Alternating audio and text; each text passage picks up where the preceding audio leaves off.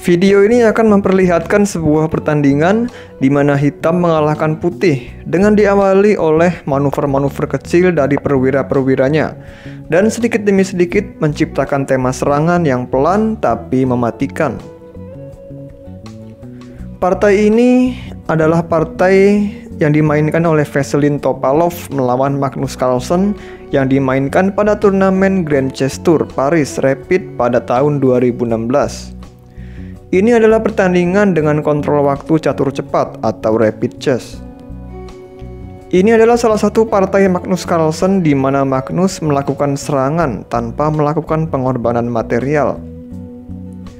Menyerang tanpa melakukan pengorbanan material bukanlah hal yang mudah untuk dilakukan karena itu membutuhkan kemampuan posisional yang akurat dan kesabaran yang tinggi. Tetapi Magnus akan memberikan contohnya untuk kita. Kedua pemain memulai permainan dengan E4, E5, dan memainkan salah satu pembukaan yang cukup populer yaitu Ruy Lopez atau pembukaan Spanyol.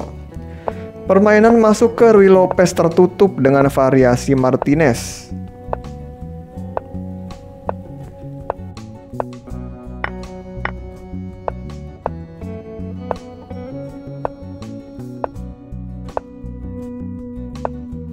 Sampai pada posisi ini, menurut analisis engine, permainan masih cenderung berimbang.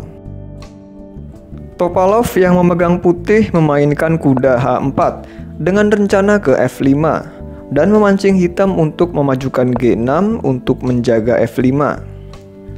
Putih membuka pion G3 untuk mengosongkan G2 bagi kudanya ketika kuda tersebut perlu mundur. Dari sini kedua pemain mulai menjalankan manuver dari masing-masing kudanya. Hitam kuda E8, putih kuda G2. Hitam kuda G7. Hitam merencanakan mendobrak pion F5 seperti yang menjadi ciri khas di pertahanan Hindia Raja. Putih melanjutkan gajah H6 yang merupakan langkah wajar dalam memanfaatkan lubang pada petak gelap hitam.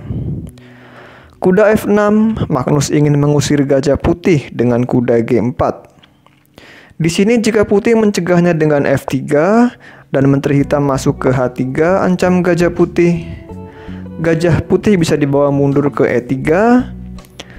Putih perlu memundurkan bentengnya kembali ke baris ke-1 untuk dapat memudahkannya digeser ke lajur yang diperlukan. Sementara hitam masih memiliki rencana memajukan F5 dengan terlebih dahulu menempatkan kuda di D7. Pada permainan sebenarnya Topalov memainkan kuda E3. Setelah menteri H3, putih menukarkan gajahnya dengan kuda hitam karena gajah tersebut sudah terjepit. Kemudian putih menahan laju pion hitam di sayap menteri dengan B4. Hitam melanjutkan H5 untuk terus berusaha membuka posisi di sayap raja. Di sini putih seharusnya menempatkan benteng di lajur B terlebih dahulu sebelum membuka pion di lajur A.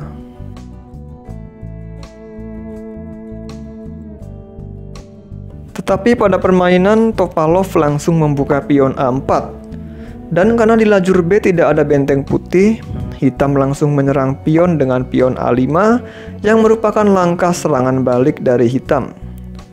Barulah sekarang putih membawa benteng ke lajur B, pion ditukar, benteng makan, dan pion makan A4. Dan semua pion di lajur A dan B sudah ditukar. Magnus melanjutkan manuver kudanya ke G4, mengajak pertukaran kuda dan mengancam H2. Putih tidak mau menukar kuda di G4, karena jika dilakukan, pion makan, hitam memiliki lajur H yang terbuka dalam melancarkan serangan. Jika putih menawarkan pertukaran menteri, menteri hitam dimundurkan untuk tetap mempertahankan ancaman pada lajur H, dan benteng hitam ke H8 merupakan ancaman yang cukup serius bagi putih.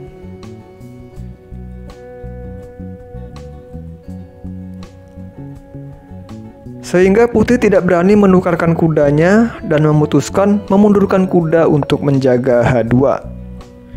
Magnus melanjutkan serangan lewat dorongan pionnya untuk membuka lajur H. Putih segera mengusir kuda hitam yang cukup merepotkan ini dengan F3. Tetapi hitam memiliki sebuah trik dengan terlebih dahulu memakan G3. Seandainya saja putih mengambil kuda hitam, pion makan H2 skak, hitam akan unggul material dengan mengambil kuda putih di C3.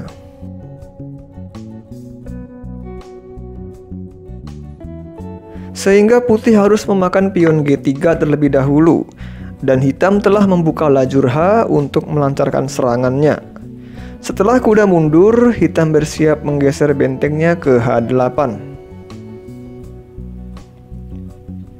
Hitam memiliki sebuah kelemahan pada pionnya di C7, yang merupakan pion lemah, dan nantinya hitam bisa menjaganya dengan gajah D8. Putih menawarkan pertukaran menteri untuk mengurangi tekanan. Namun karena menteri hitam sedang memberikan tekanan pada lajur H, maka hitam perlu mempertahankan menterinya. Menteri putih kembali mengejar menteri hitam. Menteri hitam menghindar ke G5, menteri D2, menteri H5, ancam F3. Hitam terus berusaha menghindari pertukaran menteri. G4, ancam menteri hitam. Tetapi putih menciptakan kelemahan di petak-petak gelap. Hitam memundurkan menterinya jauh ke belakang. Dengan lemahnya petak-petak gelap di sayap Raja Putih, hitam akan memanfaatkannya dengan manuver kuda ke H7, lalu ke G5, atau juga bisa gajah ke G5. Dan setelah itu menteri hitam dapat masuk lagi melalui lajur H. Kuda putih ke B5 mengancam C7 sesuai dengan prediksi. Hitam mengabaikan ancaman tersebut dan tetap pada rencananya kuda H7. Jika kuda makan C7, putih tidak memberikan ancaman apa-apa bagi hitam. Kuda hitam tetap masuk ke G5, pion F3 terancam, dan hitam akan melanjutkan serangannya. Setelah kuda H7, putih melangkahkan menteri H2 untuk membantu bertahan di sayap raja.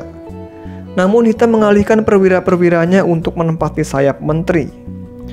Benteng F B8 dan hitam juga akan membawa menterinya menuju sayap menteri ke D8 atau C8.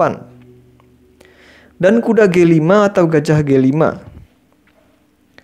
Putih memajukan C4 untuk menjaga kudanya. Jika putih menukar benteng di lajur A dan mengambil pion C7 seperti ini, benteng hitam bisa masuk ke baris paling belakang pertahanan putih dengan memimpin kuda putih terhadap rajanya. Atau juga bisa benteng ke A7 terlebih dahulu mengancam kuda putih. Setelah kuda mundur, baru benteng A1.